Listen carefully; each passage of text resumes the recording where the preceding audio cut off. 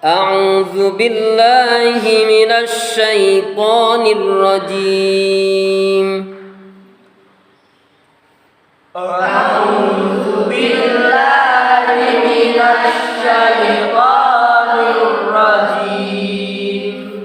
بسم الله الرحمن الرحيم.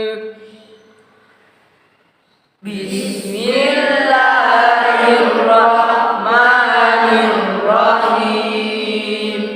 قل أعوذ برب الناس. قل أعوذ برب الناس. ملك الناس. ملك الناس. إله الناس. إله الناس. قل أعوذ برب الناس ملك الناس إله الناس. قل أعوذ برب الناس ملك الناس إله الناس. من شر الوسواس الخناس. من شر الوسواس الخناس.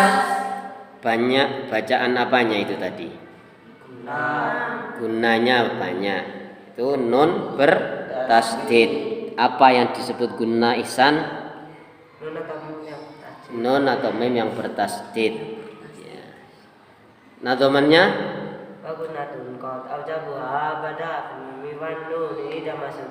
Wah, pinter ya ihsan. Biasa.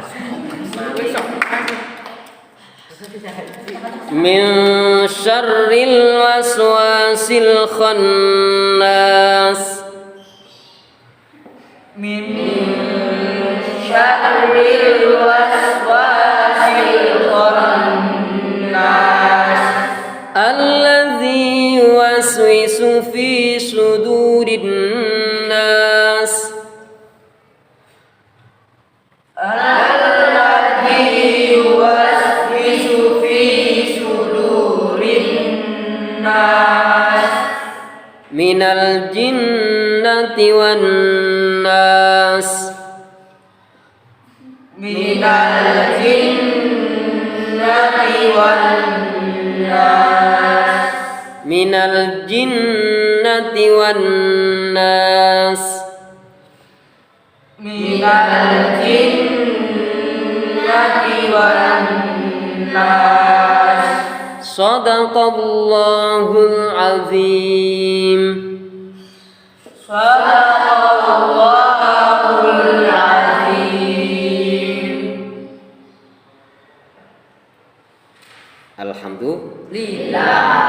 Sudah selesai juz 30. Ya.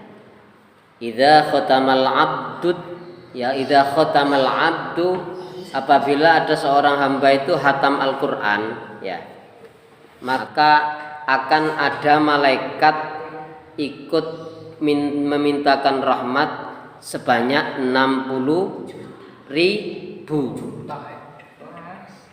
60.000. Sampean kalau menghatamkan Al-Quran berarti akan hadir malaikat sebanyak 60.000 untuk memintakan ampunan, memintakan rahmat kepada Allah Subhanahu wa taala. Lah 60.000 kalau kalian kelihatan bacet. Oh, banyak tahun 60.000, bayangkan sampean itu.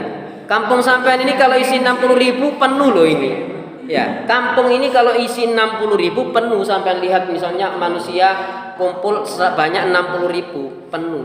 Ini malaikat sakingnya sampean nggak kelihatan gitu loh. Andai kata sampean kelihatan menunduk, malu kepada para malaikat yang hadir. Jadi kalau hatam Al-Quran, sampai sambil membayangkan di kanan kirinya ada malaikat yang hadir. Gitu. Ada berapa? 60.000. Doanya malaikat itu manjur. Ya. Kalau malaikat yang minta kepada Allah lebih manjur daripada kita. Malaikat itu ibaratnya menteri. Menterinya Allah. Kayak sampean minta sumbangan nang presiden sama menteri yang minta sama presiden, lebih cepat mana? Menteri ya sekali jalo langsung cair gitu. Kalau sampean yang minta bantuan sama presiden misalnya, oh belum tentu dikasih. Ya. Tapi kalau menterinya ya cepet cair, cepet dikasih. Karena apa? Karena hubungannya dekat, tahu jalurnya, tahu jalannya. Malaikat itu juga menterinya Allah. Kalau malaikat yang mendoakan kepada Allah, tentunya sangat mustajab dan manjur.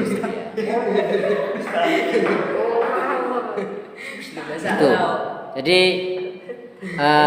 perlu diketahui bahwasanya orang yang menghatamkan Al-Quran akan dihadiri oleh 60.000 malaikat.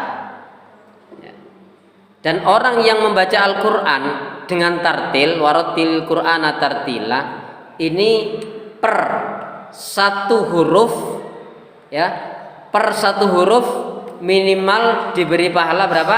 10. Satu huruf dikasih pahala 10. Sampai tadi baca berapa huruf? Gak ngitung.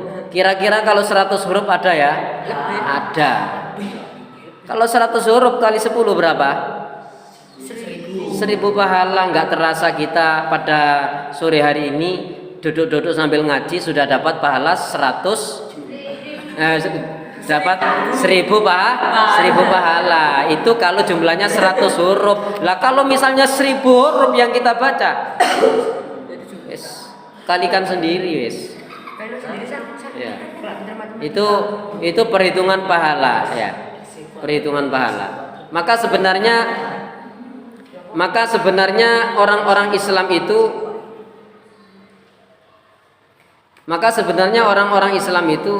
ya, mengaji Al-Quran itu pahalanya sangat luar biasa, sangat besar. Cuma mereka kadang-kadang nggak merasakan gitu.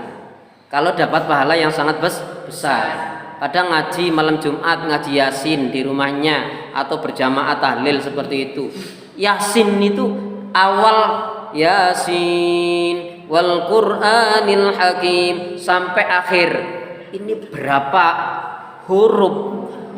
Ribuan huruf itu. Kalau dikalkulasi, misalnya sampai 10.000, waduh, sahurupnya 10 pahala kali 10.000. Gitu loh. Masih ada orang-orang di luar sana yang mengatakan yasinan itu dianggap bid'ah, dianggap apa itu syirik, dianggap tidak ada dalam ajaran syariat. Yasinan malam Jumat itu dianggap sesat. Itu ada yang menganggap seperti itu. Kan aneh juga gitu. Gak masuk akal kan ya. Padahal itu mengaji Al-Quran dianggap sesat itu. Kira-kira kalau ada orang menganggap sesat, coba kalian anak-anak yang masih kecil, santri yang masih kecil, ilmunya belum tinggi, sampean melihat orang yang mengatakan misalnya, oh yasinan di malam Jumat itu sesat misalnya.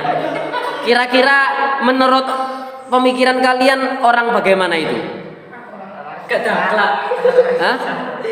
Orang stres. Iya, orang stres itu. Kalau ada orang mengatakan misalnya baca Yasin malam Jumat atau tahlilan di rumahnya orang yang selamatan membacakan Yasin dianggap sesat, itu berarti orang stres. Sampean loh saya mengatakan nanti ini kalau didengar mereka sampean yang tanggung jawab, bukan saya loh ya. Itu anak-anak bisa mengatakan seperti itu ya. Nah. Ini penting sekali ya, penting sekali kita belajar membaca Al-Quran, tidak kenal waktu, tidak kenal tempat. Di TPQ ngaji, di rumah ngaji, juga malam Jumat ngaji secara berjamaah. Walaupun enggak nunggu malam Jumat, Yasin pasti kita baca setiap hari gitu. Dipastikan surat Yasin pun kita baca setiap hari. Ini orang ahli sunnah wal jamaah begitu. Di rumah-rumah rata-rata membaca Yasin setiap malam, tidak menunggu hari Jumat. Malam Jumat itu malam yang istimewa, malam yang mustajabah, malam yang doa mudah dikabulkan oleh Allah, termasuk malam yang afdholul lail, Lailatul Jumat.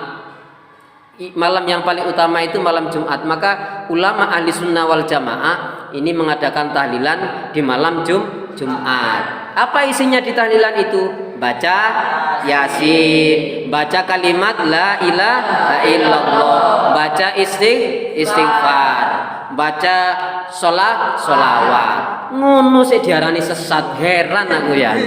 Gitu loh. Aneh tapi nyata zaman akhir itu. Aneh-aneh manusianya. Katanya di zaman Rasul nggak ada kumpul-kumpul gitu katanya. Zaman Rasul nggak ada keliling-keliling kumpulan kayak gitu, nggak ada gitu. Dianggap sesat itu. Itu mereka-mereka yang berbeda akidah dengan kita sebagai orang NU atau ahli sunnah wal jamaah. Maka sampean harus ikut NU saja gitu loh. Ikut apa? NU. Apa singkatannya NU? Nahdlatul Ulama, nama organisasi namanya NU. Ini yang harus kita ikuti. Ya. Kenapa? Karena di situ di NU itu adalah ulama yang terbanyak di dunia itu mengikuti NU. Gitu. Ya, ulama yang terbesar di dunia yang terbanyak ini mengikuti Nahdlatul Ulama atau ahli sunnah wal jamaah.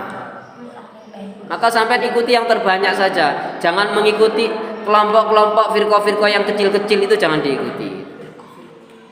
Firqah itu kelompok yang kecil. Misalnya ada kelompok yang beda aliran sangat kecil sekali. Ini ya sangat sedikit dan kecil. Gak usah diikuti. Kenapa? Karena mereka telah mengharamkan Yasinan, mengharamkan tahlilan, mengharamkan selamatan. Ini ya dianggap bid'ah.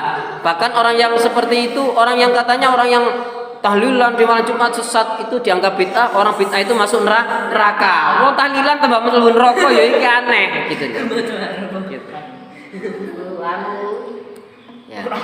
Maka sampean sebagai generasi muda ya, sebagai generasi yang masa akan datang harus pintar-pintar untuk menggali ilmu, untuk belajar ilmu agama. Tujuannya apa?